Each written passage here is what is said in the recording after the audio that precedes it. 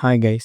இன்னைக்கு நம்ம இந்த வீடியோவில் எதை பற்றி பார்க்க போகிறோம் அப்படின்னா, டிஎன்பிஎஸ்சி வந்து இப்போ ரீசெண்டாக குரூப் 2 மற்றும் குரூப் 4 எக்ஸாமுக்கான சிலபஸ் பேட்டர்னை மாற்றி கொடுத்துருக்காங்க. ஸோ அதன்படி வந்து இதுவரையுமே எத்தனை கேள்விகள் கேட்கப்படும் அப்படின்னு இதுவரை எந்த எக்ஸாம்லேயும் சொன்னதில்லை. இப்போ ரீசெண்டாக நடந்த குரூப் 4 சிலபஸில் வந்து சில மாற்றி கொடுத்துருக்காங்க. அதில் என்னென்னா, பொது அறிவியலில் 5 கேள்விகளும், புவியியலில் 5 கேள்விகளும், அது மட்டும் இல்லாமல் யூனிட் 3ல் இந்தியாவின் வரலாறு, பண்பாடு மற்றும் இந்திய தேசிய இயக்கத்தில் 10 கேள்விகளும், யூனிட் 4ல் இந்திய ஆட்சியலில் 15 கேள்விகளும் கேட்கப்படணும்.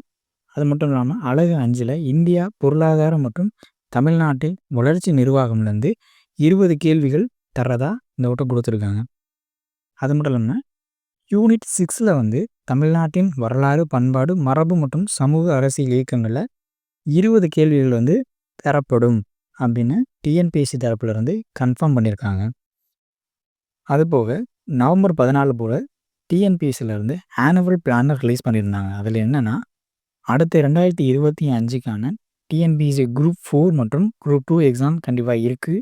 அது மட்டும் இல்லாமல் குரூப் 1 எக்ஸாமும் இருக்குது அப்படின்னு அவங்க அஃபிஷியலாக அனௌன்ஸ் பண்ணியிருந்தாங்க. இதை வச்சு பார்க்கும்போது 2025ல் குரூப் 4 எக்ஸாம் கன்ஃபார்மாக இருக்குது அப்படின்னு தெரிய வருது.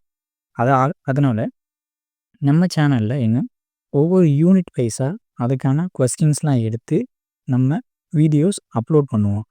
அதன்படி நம்ம அடுத்தடுத்த நாட்களில் வந்து ஒவ்வொரு யூனிட்டில் இருந்தும் ஒவ்வொரு லெசன் மாதிரி எடுத்து அதில் என்னென்ன இம்பார்ட்டன்ட் கொஸ்டின்ஸ் இருக்கோ அதை ஃபுல்லாக ஒரு கொஸ்டின் பேங்க் மாதிரி எடுத்து நம்ம யூடியூப் சேனலில் அப்லோட் பண்ணுவோம்.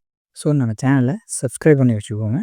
டிஎன்பிஎஸ்சி தரப்பில் வந்து என்ன ஒரு அஃபீஷியல் அப்டேட் வந்தாலும் நம்ம சேனலில் இருந்து அதை இமீடியட்டாக உடனே எல்லாத்துக்கும் அனௌன்ஸ் பண்ணப்படும். ஓகேவா? ஓகே கைஸ், நம்ம சேனலை சப்ஸ்கிரைப் பண்ணி வச்சுக்கோங்க. Okay friends, thank you.